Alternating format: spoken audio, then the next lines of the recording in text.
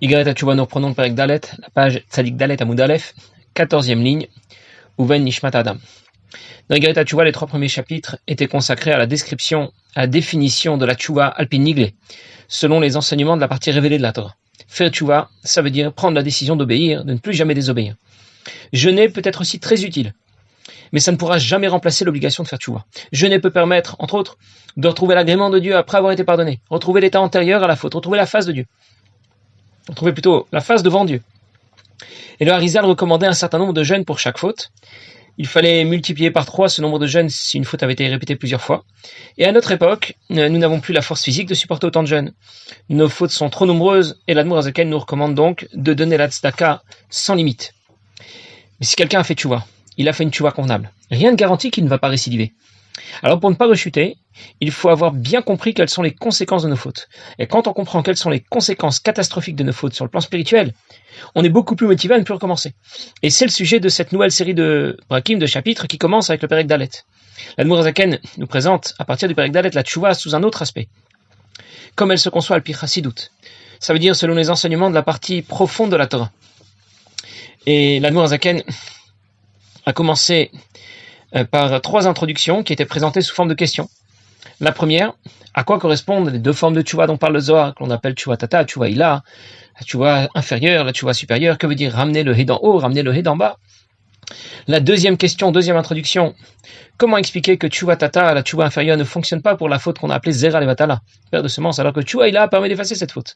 La tchouva supérieure fonctionne pour cette faute. Et la troisième question, troisième introduction de l'Admour Hazaken, pourquoi quand quelqu'un a transgressé une faute passive de karet, tranché de la vie, ou mitabé des shamaïm, exécuté, à une certaine époque, il mourrait immédiatement ou presque. Au moins, il mourrait très rapidement. Il ne dépassait pas 50 ou 60 ans. Et à une autre époque, quelqu'un qui a transgressé ce genre de faute peut vivre de longs jours dans le confort et dans la tranquillité. Alors, l'Admour Hazaken a commencé à expliquer qu'il existe un lien profond entre la Neshama et Akadosh Baruch Hu. Nous avons déjà vu dans le Perek Bet, l'écoute Marim, que la Neshama en haut, la Neshama elle-même, avant d'avoir intégré la création, est une partie de Dieu lui-même. Elle est intouchable.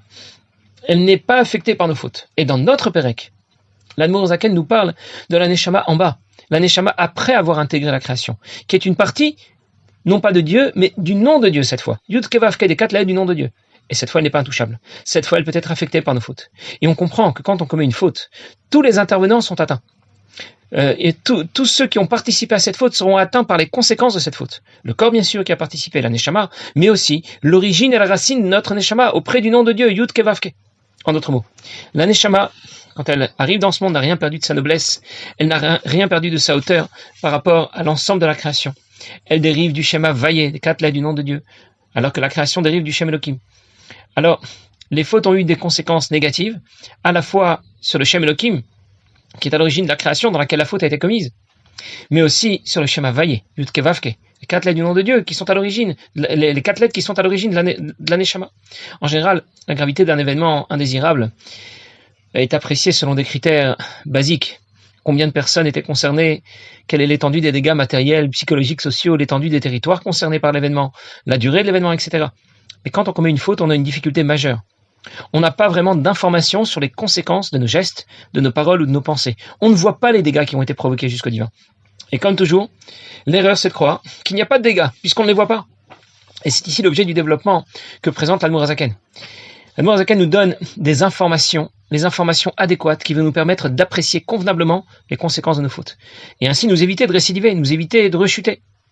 Il y a quelques mois, quelques années, je pense maintenant, quelqu'un qui, dans un poste de commandement en Iran, a tiré par erreur un missile. Finalement, il n'a fait qu'appuyer sur un bouton. Il a pris pour cible une cible volante non identifiée. En réalité, il s'agissait d'un avion de ligne. Et ce n'est qu'après, une dizaine de minutes après, qu'il a appris que finalement, il avait tout simplement fait une erreur et qu'il y a 220 personnes qui étaient mortes à cause de cette erreur. Au départ, quand il a appuyé sur le bouton, il n'a pas vu quelles seraient les conséquences de son geste. Ce n'est qu'une fois qu'il a appuyé sur le bouton et que le missile a été tiré, une fois qu'il a eu la bonne information, qu'il a pu se rendre compte des conséquences catastrophiques de son geste. Alors c'est un peu dans cette idée que l'Admour Hazaken développe ici ce qu'il nous rapporte au sujet de la grandeur de la Neshama, que l'on a affecté par nos fautes, pour que l'on prenne conscience des conséquences de notre mauvais comportement. Et c'est pour cette raison que l'Admor HaZaken insiste sur la différence qui existe entre la Neshama d'une part, qui est le résultat du souffle de Dieu, qui est associé au Shem Hashem, Yud Kevav, qui est le Katla du nom de Dieu, et d'autre part la création, qui est le résultat de la parole de Dieu, qui est associée au Shem Elohim. Si les conséquences de nos fautes sur la création sont déjà pénibles, lourdes, alors les conséquences de nos fautes sur la Neshama seront encore plus catastrophiques. Parce que là, on a atteint le Shem Hashem, Yud Kevav Ke. Voilà où nous en étions, voilà où nous étions arrivés, et je vais reprendre maintenant dans les mots. Uven Nishmat Adam. Et avec la Neshama de l'homme. C'est la différence qu'il y a entre la création et la Neshama de l'homme. Qui provient de l'énergie la plus profonde que Dieu apporte à la création. Provient de Ensof, de Dieu qui est infini. Puisqu'on a dit de l'homme qu'il est le résultat de l'intervention de Dieu, mais de quelle intervention de Dieu? De celle qui est comparée à un souffle qui vient du plus profond de soi. Et donc qui vient du plus profond du divin. Mais la Neshama va rejoindre ensuite le système d'intégration à la création. Et elle va descendre de niveau en niveau, et rejoindre le système de l'organisation des lettres et des mots de la parole de Dieu qui permettent à la création d'exister. Et que l'on trouve dans les lettres, Naas Adam, faisons l'homme à notre image, etc. De façon à pouvoir intégrer ce monde matériel. Voilà pour la Neshama.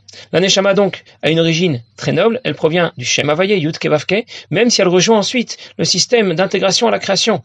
Par contre, l'ensemble de la création, elle appartient au Shem Elohim, y compris les Malachim, ce qu'il y a tout de suite l'Admor HaZaken. Pour ça que les Malachim sont appelés Elohim, parce qu'ils dérivent du Shem Elohim. Hashem, votre Dieu, c'est le Dieu des Elohim. On veut désigner par le mot Elohim ici les Malachim. Ou bien Hodou l'Eloka Elohim. Reconnaissez, soyez reconnaissants envers le Dieu des Elohim, le Dieu des Malachim. Ou bien Vayavo, Bnei Elohim, Litiyatsev. Ou bien les Bnei Elohim qui désignent ici les Malachim sont venus se présenter devant Dieu. Cela pour nous dire que les Malachim sont appelés Elohim parce qu'ils appartiennent au système qui est géré par le Shem Elohim. Shem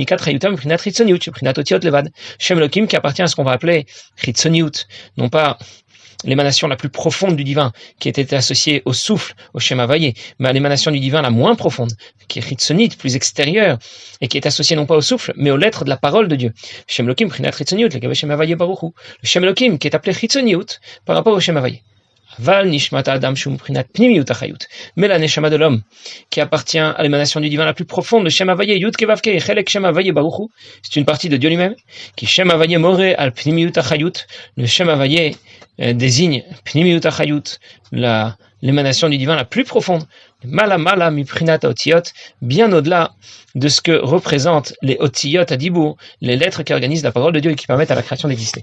Je vais reprendre ce que l'Admor HaZaken vient de nous dire ici au sujet de la Neshama et comment il la compare à l'ensemble de la création. La Neshama a une origine très noble, qui dépasse celle de la création. On l'a appelé le Shem Havayé, Yud Kevav, qui est les 4 lettres du nom de Dieu. Mais en même temps, elle intègre la création. Elle rejoint le système du Shem Elohim, parce qu'elle va devoir, au final, intégrer un corps. Et quand elle a rejoint ce système, je ne dis pas de la Neshama, ça y est, maintenant c'est fini.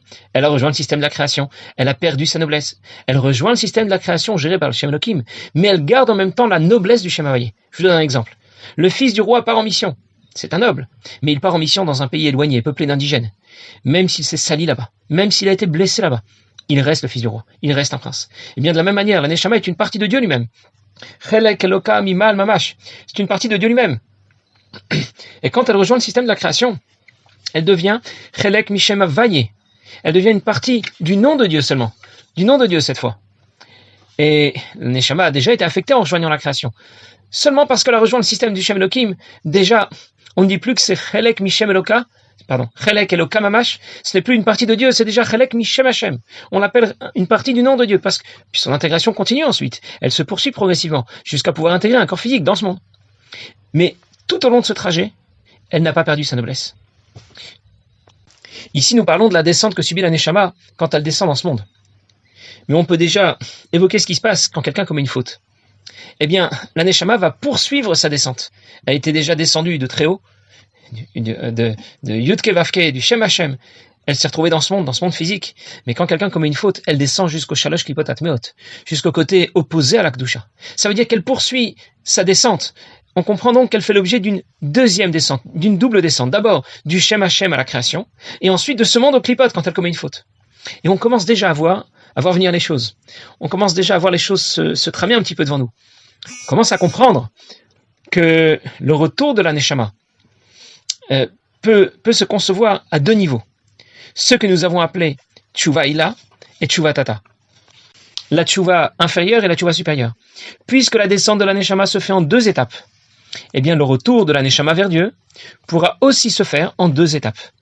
La première étape consiste à émerger de là où elle est tombée quand elle a commis une faute. C'est ce qu'on appellera la Tshuva Tata, la Tshuva inférieure. Et la deuxième étape consiste à revenir à l'état antérieur à la descente de la Neshama dans ce monde. C'est ce qu'on appellera Tshuva Ila, la Tshuva supérieure. Pour reprendre l'exemple du prince de tout à l'heure, il a quitté le palais du roi, c'est déjà quelque chose, mais ensuite il a même quitté le pays. Il est parti dans un pays où vivent des indigènes. Il s'est blessé, sali là-bas. Alors il devra d'abord revenir au pays, se soigner et se laver. Ensuite, il pourra réintégrer le palais du roi. Je vais revenir maintenant à la différence que souligne l'Admor HaZaken entre la Neshama d'une part et la création d'autre part. L'Admor HaZaken a précisé que la création, quand on parle de la création, cela inclut les malachim. Les malachim qui ont eux aussi pour origine le Shem Elohim. Et c'est pour ça qu'on les appelle aussi Elohim. L'Admor HaZaken a cité trois psukim qui sont en rapport avec les trois catégories de malachim des différents mondes de Bria, de Yetzira et de Asiya. Par contre, la Neshama a pour origine le Shem Havaya Yud Ke Vav Ke, qui est bien au-delà du Shem Elohim, bien au-delà des lettres de la parole de Dieu. Mais même quand elle a rejoint le système de la création, même quand elle a rejoint le système du Shem Elohim, des lettres de la parole de Dieu, elle garde toute sa noblesse. Alors je récapitule. L'origine des Neshamot Israël et de la création est le même au départ. Il s'agit du Shem Havaya Yud Ke Vav Ke, les quatre lettres du nom de Dieu. Cette origine est révélée pour la Neshama, elle est Begiloui, mais elle est cachée par le Shem Elohim pour la création. Le Shem Havaya était comparé au soleil, qui Shemesh ou Magen Havaya Elohim, disait le Pasuk. Havaya est comparé à un soleil. Elohim est comparé à ce qui vient cacher la lumière du soleil. La création peut être comparée à la lune, et la Neshama à la lumière du soleil. Je vous donne un exemple. Quand quelqu'un va ouvrir ses volets le matin, c'est la lumière du soleil qui entre dans sa maison. S'il ouvre ses volets la nuit, c'est la lumière de la lune qui éclaire sa maison. Mais d'où vient la lumière de la lune? Du soleil. La Neshama n'a pas seulement pour origine le Shem Havaya, comme le reste de la création. C'est Chelek mi Shem Havaya. C'est une partie du Shem Havaya, si on peut dire. C'est la représentation du Shem Havaya dans ce monde. Chatichat Elokut, un morceau du divin, si on peut dire, mais Giloui, mais qui est révélé cette fois dans ce monde. Et dans la suite du Pérec, l'Admor HaZaken va expliquer quelle est la correspondance qui existe entre les quatre lettres du nom de Dieu, les 10 facultés de l'âme, et les 10 Sphirot Elionot, les 10 Sphirot par lesquelles la création va être gérée. On raconte que lorsque le rabbi précédent, Rabbi Yosef Yitzhak, a entendu de son père le Rabbi Rachab, alors qu'il avait seulement 12 ans, Davresh Nunbet, il a entendu de son père quelques lignes de Sefer Atanya qui disent que Nefesh Shenit Be'Yisrael Yichelek Elokam Imal Mamash, que Nefesh Elokit est une partie de Dieu lui-même. Alors il a eu du mal à comprendre. Mimal, Mamash, a priori, ce sont deux mots qui s'opposent complètement. Mimal, en haut, ça ne veut pas seulement dire au-dessus. Mimal, c'est Ruchaniut Shebruchaniut. C'est le spirituel du spirituel. Et Mamash, ça veut dire concret, ça représente Gashmiut chez Begashmiut, ce qu'il y a de plus concret qui soit. Et donc difficile d'associer au Nefesh et Elokit, dire qu'il est en même temps, l'âme divine sera en même temps Ruchaniut chez Beruchaniut, le spirituel à son point le plus haut, et en même temps Begashmiut chez Begashmiut, au même temps venir dans ce monde matériel au plus bas. Et le Rabbi Rachab lui a expliqué justement, c'est là toute la mala, c'est là toute la grandeur du Nefesh Elokit, d'être capable de réunir les inverses, en même temps d'être spirituellement ce qu'il y a de plus haut, Chelek Elokam mimal, complètement au-delà, et en même temps d'être mamash, d'être descendu dans ce monde. Et quand le Rabbi a raconté ça à son moré Nissan, alors il lui a rapporté ce que le Rabbi Rachab avait dit au cours d'un Farbringen. Au cours d'un Farbringen, le Rabbi Rachab avait raconté que le Tzemar Tzedek avait eu aussi la même difficulté quand il a appris ces mots dans le Tanya. Parce que d'abord c'est écrit Chelek et Eloka. Eloka, c'est le divin qui est Atzmi, qui ne fait qu'un seul tout indivisible. On a beaucoup parlé dans Sharichut Ve'emuna. Comment peut-on parler de Chelek, d'une partie du divin, d'un morceau du divin? Et Mimal et Mamash aussi sont en contradiction l'un avec l'autre. Mimal, ça veut dire ce qu'il y a de plus haut, et Mamash, c'est ce qu'il y a de plus bas, en bas dans ce monde. Alors, il y a beaucoup réfléchi, il a finalement réussi à comprendre la première contradiction, Chelek et Eloka, mais la deuxième, Mimal et Mamash, ça, il n'y est pas arrivé. Alors, il a décidé d'aller demander à l'Admor HaZaken. Et l'Admor HaZaken lui a dit, Mimal, c'est le ratso de la Neshama. Ça veut dire l'élan vers Dieu, le plus haut et le plus fort qui soit. Et Mamash, c'est le chouv de la Neshama. Ça veut dire le retour vers ce monde. Avec ces deux mots-là, l'Admor HaZaken a ouvert les yeux au Rabbi Tzemar Tzedek, qui a finalement compris que plus le ratso est haut, et plus le chouf sera profond. Ça veut dire, plus l'origine de la neshama est haute, est noble, est ancrée auprès de Dieu, auprès de l'essence de Dieu, et plus justement elle sera en mesure d'intervenir dans ce monde matériel. Et avec ce développement que fait l'Admor Zaken, quand on y réfléchit un peu, on comprend. C'est cette neshama qui est si noble et si pure que je vais blesser et affecter par mes fautes, parce que j'ai envie de me faire plaisir, parce que quelque chose m'intéresse, parce que je ne veux pas obéir. Franchement, ça se fait pas. Et c'est ce qui va nous motiver à prendre la décision d'obéir, de ne plus jamais désobéir, sans jamais récidiver.